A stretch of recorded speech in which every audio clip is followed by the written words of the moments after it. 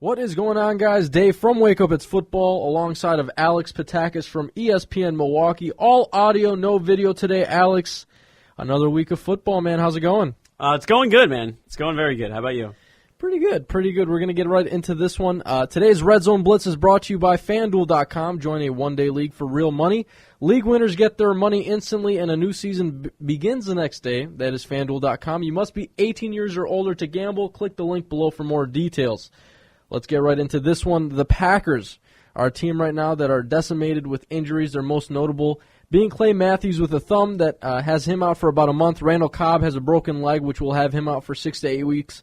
How important has the addition of Eddie Lacy been to the Packers with the resurgence of their running game and being able to take pressure off of Aaron Rodgers? Yeah, it's been huge. I mean, they're kind of the opposite of what you expected this year. They're a team that's good at running the football, who's playing good defense, at least certainly run defense, and who's not converting in the red zone. You know, for so long they would always score in the red zone. They would have success in the air. Aaron Rodgers would be throwing touchdowns.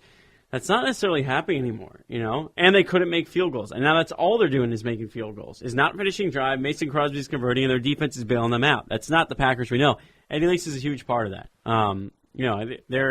I think we're deep enough in it now where we could say their rushing attack is for real. It's not just one or two good games. You know, it's been 4 consecutive pretty good to really good games. You're getting the production you want there. And then what they're able to do is pass out of, 2 wide receiver sets, which is big now because they don't have healthy wide receivers. So they could line up with, a Jordy Nelson and Jarrett Boykin, which they're going to have to do this week, or Jordy Nelson and Jermichael Finley and a backup tight end in an Andrew Corliss or something like that, because that play-action passing game is there.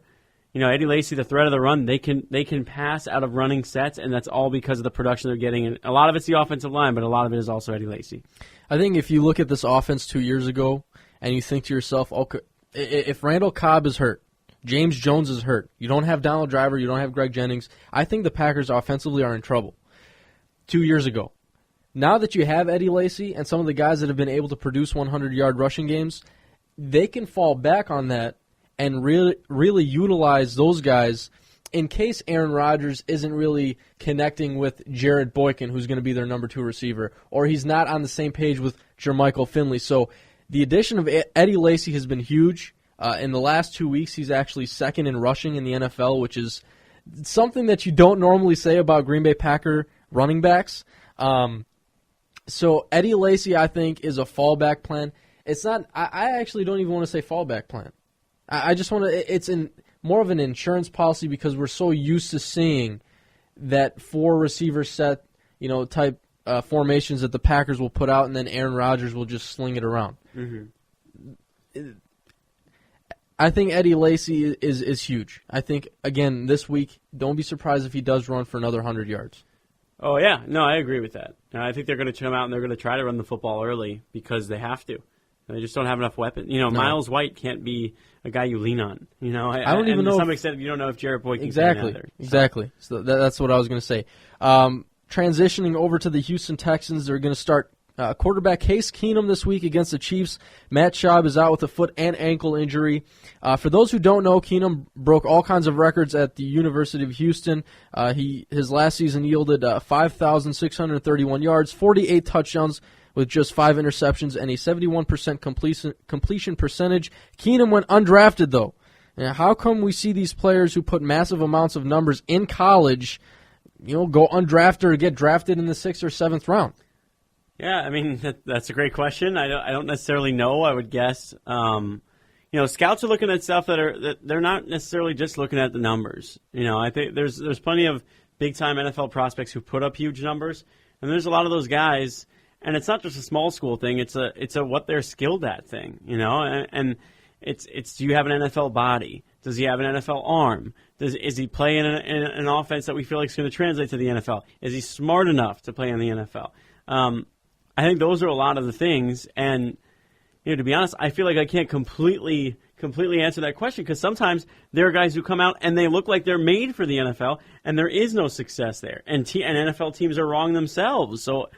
I think it takes a certain amount of luck. I think it's you got to stay healthy, you got to take care of your body, you got to be smart enough, you got to work hard enough, and to some measure, you just kind of have to be a certain type of person. You just have to have a certain attitude, a certain mindset that enables you to really flourish. And you see guys like that who go undrafted, and you see guys like that who are the first overall pick or a top pick, and they never work out for whatever reason. It's almost impossible to pinpoint it. It just goes to show you how tedious the evaluation process is. I think it depends on a million different things, whether, what that player's injury history is, how that player performs under certain conditions, what their measurables are, how tall they are, how fit and skinny, what kind of scheme. So there's so many things that you really need to look at and how that player will work into your system that sometimes these players, even though they produce such huge numbers at the college level, scouts and GMs don't think that they'll be able to translate that into the NFL. I think it depends on the player and all the different aspects that player has had to kind of that he's been surrounded with in college. So Case Keenum starting his first game with the Houston Texans this week against, I believe, the Chiefs. So we'll see how he does. Question number 3. RG3 recently came out with a statement regarding his play when it comes to running out of bounds. He said that he tries to draw penalties on players as he runs out of bounds by slowing down, and then he'd still get hit. Is this smart by RG3, and is there a risk for injury? Not smart. Yeah, risk for injury. Okay. No, I mean, I don't know. That sounds like you're getting a little too cute there, a little too strategic. Because defenders are also slowing down when they're coming to the sideline. Like, has this worked? Have we seen examples of this 100% working? Actually, 2 times in this last game that he played. Was it against the Cowboys? Who did the Redskins just play this last week? I can't remember, but yeah, his little strategy actually happened to work twice in that game, where he slowed down I don't care if you're getting 15 yards for it. I think I would trade not getting hit for the 15 yards if you're scrambling and getting yards anyway. Like if he's running for a first down and he wants 15 more, so he's going to slow down and take a hit for it. Sooner or later, it's going to be a hit that's going to hurt him, and he's gonna wish he didn't take it. So I just think I think you should avoid getting hit at all costs when you play that position, honestly, unless you're Cam Newton, who I would think is the exception because he's just bigger than everybody else. Like RG3 is not. He's faster than everybody else. He is not bigger than everybody else. His body is not made to be taking those hits. I think RG3 is the last quarterback that should be doing this. I mean, we've sat here and talked about the health of RG3 with his ACL and all that, but RG3 is standing on the sideline pretty much waiting to get hit. One of these times he's going to get hurt. Yeah, that's stupid to me. He's a franchise quarterback. They drafted him that high to be that franchise quarterback. If you're always going to be hurt, you're not a franchise quarterback. Mm-hmm. So RG3, I think you should relax, run out of bounds, don't get hit. But if you want to draw the penalty, draw the penalty. I don't know. It's kind of a weird thing to come out and say. But if you watched any of the Cardinals and Seahawks game last night, you saw that the Seahawks secondary was able to force a couple of interceptions, which puts them at 9 on the year, and they have 19 total turnovers forced by the defense. But when you address just that secondary, are they the best in the NFL? I'm like blanking to come up with a secondary that I feel like is better. So I guess I have to go yes. I mean, Richard Sherman is the next big thing. I mean, he's like this year's Darrelle Revis. Everybody thinks he's the best corner in the NFL. He's got 3 picks on the season. Cam Chancellor, what he did yesterday in that game was one of the more impressive things I've ever seen. Did you see this? I saw like GIFs of it online all over the web when he took on a block. I think it was Eric Winston who was like pulling, and Cam Chancellor just came up and just lit him up. Like you're taught as a defensive back to take on the block like that. If in fact it is a play like that, bouncing to the outside, take on the block and let somebody else blow up the running back. He blew up the block. Like a lot of safeties, a lot of defensive backs, they go for the knees in that spot to take out the offensive lineman. Winston outweighs him by 70 pounds and is 2 inches taller than him, and he blew him up. That's scary. Everyone always talks about how big and how physical their defensive backfield is. It's true, man. They really are. That was so impressive. I mean, there's not a lot of DBs who can do that. No. And it's not like he just caught him off balance and he was kind of slipping anyway and it looked like a big hit and it wasn't. He took momentum head on and like almost decleated him. You know, like that's ridiculous to me. I don't want to get hit by that. I'm not going over the middle on that. I think that's one thing that the Seahawks have an advantage over many other secondaries is that their corners are so huge for being corners. You know, usually you'll have like a 5'11", 6-foot cornerback maybe. But what are these guys, like 6'3" at cornerback? Yeah. That's pretty big. Yeah, it's tough, and it enables them to really get physical at the line of scrimmage and hope that their size makes up for whether or not they aren't. If they're not one of the fastest secondaries in the NFL, they hope to make up for it by just being really physical and beating the hell out of people on the line of scrimmage. And for the most part, I think it works. If we had to answer this question, I think the Seahawks are the best secondary in the league. League. Who else is in the conversation? I'm going to say Tampa Bay. But on paper, right now, yeah, they're a team that hasn't won a game. You've got Darrelle Revis, you've got Deshaun Goldson, Mark Barron, who's another hard-hitting safety. That other cornerback spot, they just went with Jonathan Banks in the second round, who I liked what I saw on tape when I watched him. Yeah, but it's hard to say that they could be better than the Seattle secondary. You're not saying that? I'm not saying that, okay. But I just on paper. Because at the end of the day, it's a really crappy team. I know there's a lot of other factors, but it's easier for me to feel comfortable with saying the Seahawks secondary is the best because they're also one of the best teams in the NFL, and because you see direct results of it. You know what I'm saying? Mm-hmm. So that makes me feel a little bit more comfortable with that. I was just saying on paper. Just if you're just looking at names. Yeah, but I just can't even think of another team. You know, I can't think of a lot of other teams that have multiple really dynamic players in the back end of their defense. What about Eric Reed? The rookie from San Francisco, it's just one player, but their secondary is not that bad. I like their defense. I think they're susceptible to getting torn. I mean, I don't know.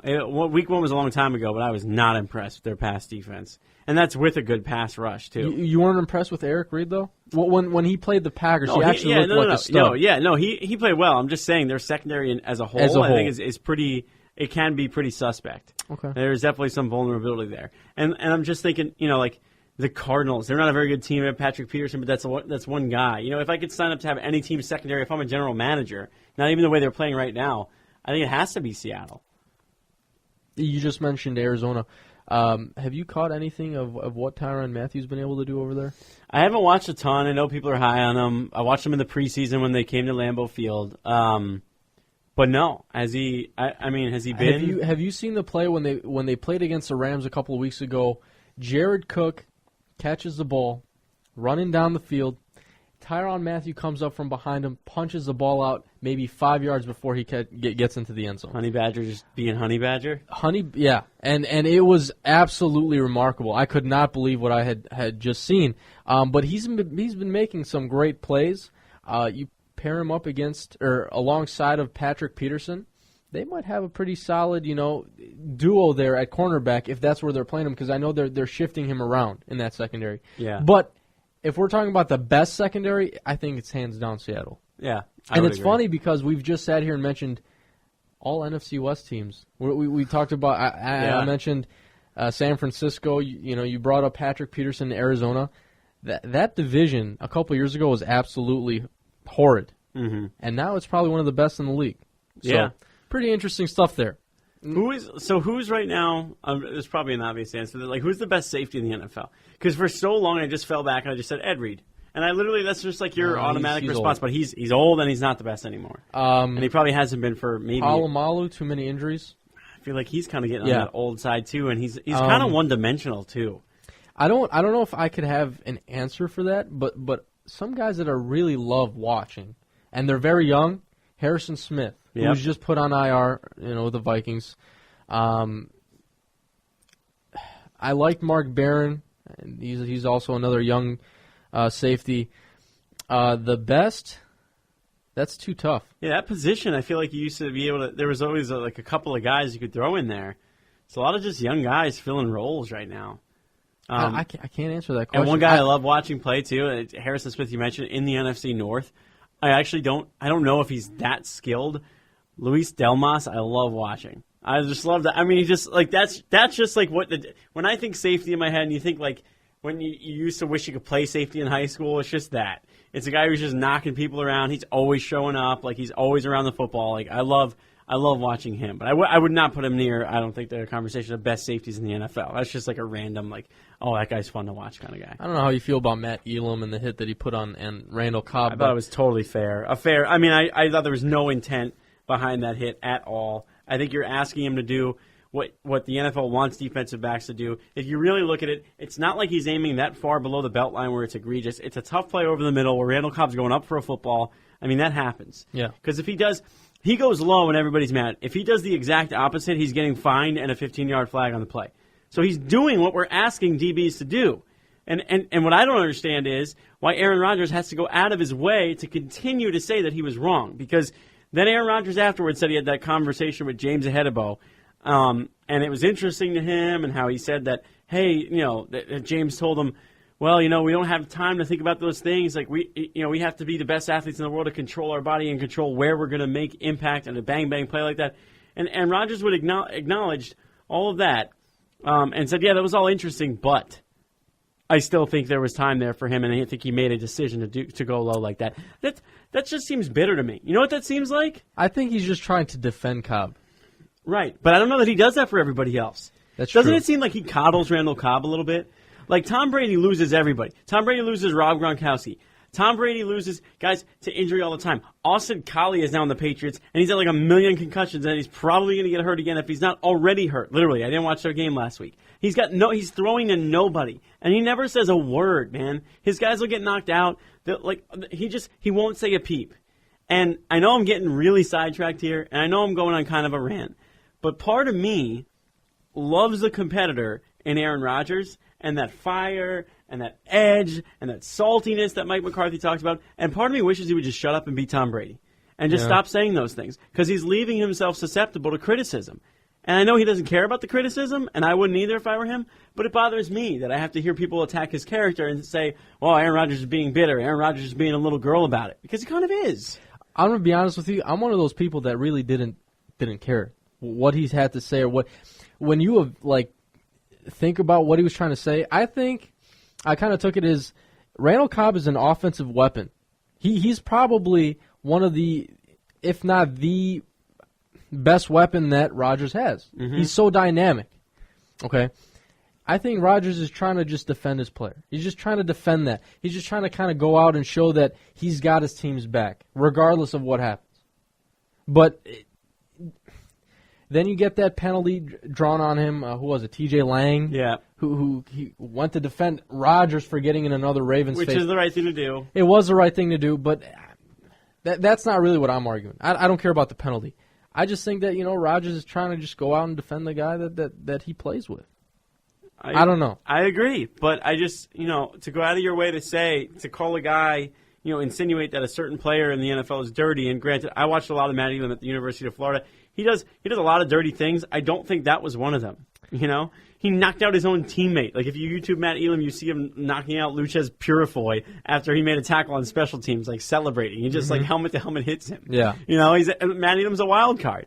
I watched him play high school football in South Florida. I've interviewed him a number of times. But he's a good dude, and it's not like I don't really think he's that dirty a player, and I don't think that specific instance was that dirty a hit. The reason why I brought up Matt Elam was because he was my favorite safety coming into this draft. I thought he's a very physical guy who puts his body out on the line every single play, and he's going to hit you in the mouth. And he's small. And that's why I mentioned it, because I think in the next couple of years we could be talking about Matt Elam as one of the better safeties in the NFL. He's going to have to replace Ed Reed at that position, and that's why I brought him up. Yeah, I think he has a chance to be too. And you know what? Part of it is just I see him in a Ravens uniform, I automatically assume he's hitting people and making plays. Yeah, but that's why they drafted him. Yeah. The Ravens are the easiest team in the league to predict who they're going to draft. Because you just find the meanest, nastiest guy who's the most intimidating looking dude. Like Courtney Upshaw going to the Ravens, and he slipped a lot. Was the most predictable thing ever. They're just that guy looks like a Raven. That guy just looks like somebody who's going to be wearing black and purple. He's going to be really scary. Throw a shield on his helmet, and all of a sudden he's intimidating again. And that's what Matt Elam was to me. Just a guy I don't want to be near him because he's going to hurt somebody. He's going to throw his tiny little body into people and really knock some people around. Yeah, and I love what they did in this draft. The first couple of picks that they had, I absolutely loved them.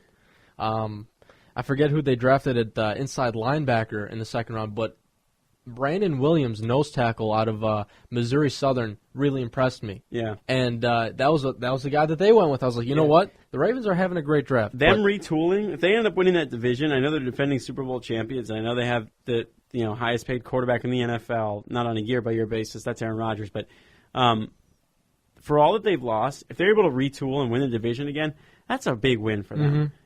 And part of that is the lack of competition, and part of that will be the Bengals failing, and part of that will be the Steelers just being really bad. But part of that is also a credit to Ozzie Newsome and how good he is at building a football team, because there was a lot to retool. I mean, they lost their heart and their soul. You know what I mean? Even Anquan Bolden. Yeah. That's a big loss. You leave me with Ray Rice and Joe Flacco, who I still don't think – I mean, I acknowledge everything he did in the postseason. He was unbelievable. He's overpaid. You have a lot of money tied up in him. He's not elite. That's all you have left, really. You're a shell of what you were. And Haloti Ngata is amazing, too, and Terrell Suggs, I understand. But really, you're remaking a football team around 2-3 pieces that you had. That's impressive, man. You know, that's Patriot-esque. That's Green Bay Packers just – give us number 12 and we're okay-esque. That's why I think the Ravens have one of the best front offices in the league, and they have one Super Bowl, 2 Super Bowls, obviously, a long time ago. They had the first one with Ray Lewis. But they will be remembered as just that one Super Bowl, Ray Lewis on the way out, but people are forgetting how many times they beat Tom Brady in the playoffs. People are forgetting how many times they went 12-4 and beat out the Steelers for the AFC North. It's been a really impressive run for them. It should have been an extra game 2 years ago when I believe Billy Cundiff missed that field goal at the end of that game. Yes. That was and it wasn't even that. Remember, who was a receiver who caught the ball and then dropped it in the end zone? Can't remember who the receiver. Wasn't that Dante Stallworth? No, it wasn't Stallworth. We're talking about the Ravens. Yeah. No, it wasn't Stallworth. It wasn't Jacoby Jones. No. It was an older veteran guy. It was, and he just could not reel the ball in. Yeah. That should have been like a Joe one right Flacco there. threw a touchdown to beat Tom Brady. Yeah. In a huge spot. And then they miss the field goal and they lose the game. So that should have been another win for them. Anyway, the Ravens, one of the better teams in the NFL. Last question before we head out here. There's only one game of the week, and it's got to be Denver at Indianapolis. Peyton Manning returns to the team that drafted him in 1998 as he plays the man that replaced him in Andrew Luck. If you have this game televised in your area, you have to watch it. Let's get predictions. Let's talk some Jim Irsay comments, the history with Peyton, all that stuff. First of all, who wins this game? Denver. Okay. And I like Indy, but Denver. By big margin, small margin? By at least a touchdown. I think so. I think I would not be surprised if the Colts win this game, but I'm going to go with Denver. But I would not be surprised if Indianapolis upsets the Broncos. I think that this game, and I'm totally guessing on this, it's literally just one of those storylines I could end up seeing. I can see this as a game that Andrew Luck outplays Peyton Manning but loses. Okay. Right? Like, can't you just see that? Can't you just see Denver's defense bailing Peyton Manning out and you sitting there with that feeling after the game, like you felt about Tom Brady last week against the Saints? Like, how does it, this guy just gets lucky? Like, this guy just, like, he has one bad day and the rest of his team plays amazing, and they're not going to let him lose. Mm-hmm. I could see that being one of those games. Now, that being said, I also do think Denver is a better team, right? So I think part of that is part of the reason I'm also picking Denver in this ballgame. And Andrew Luck is not, he's not quite at that point where he's not susceptible to turnovers, like an Aaron Rodgers, a Peyton Manning type of quarterback. He still does turn the football over, and if he does that against Peyton Manning, he's going to pay. So, big spot for him. I know he's at home, but I still like Denver. Don't forget, they get Von Miller back this week. And that's a huge which is huge. So, Andrew Luck's going to be feeling a little bit more pressure on him with that pass rush from Von Miller. Some of the comments that Jim Irsay came out, I don't know if he just recently made them or if they were comments made in the past and they just kind of bubbled up this week. Pretty much the gist of it was he said that they let Peyton Manning go because he wanted more Super Bowl rings. He wanted to go with Andrew Luck, and he kind of had like a negative, I don't know, it was more like a negative comment towards Peyton. Yep. I was kind of surprised to see that happen. I was kind of surprised to see that Irsay said what he said. Do you have any thoughts on what Jim Irsay had to say about Peyton Manning? I'd rather him just not say it. You know, even if he really does feel that, it comes off to me like a guy who I don't want to say is bitter. It comes off to me as a guy who maybe, while still knowing he made the right choice to go with Andrew Luck, because long-term it is the best choice, is a little bit bothered by the success Peyton Manning is having and falls back on the automatic response that people have towards Peyton Manning if they're trying to be negative. Oh, only one Super Bowl. It's like if you, the owner of the team at that point, is gonna complain about having one ring and having a run like very few teams ever have, and in some way almost just kind of attribute it to that Peyton Manning doesn't win Super Bowl. That's total crap to me.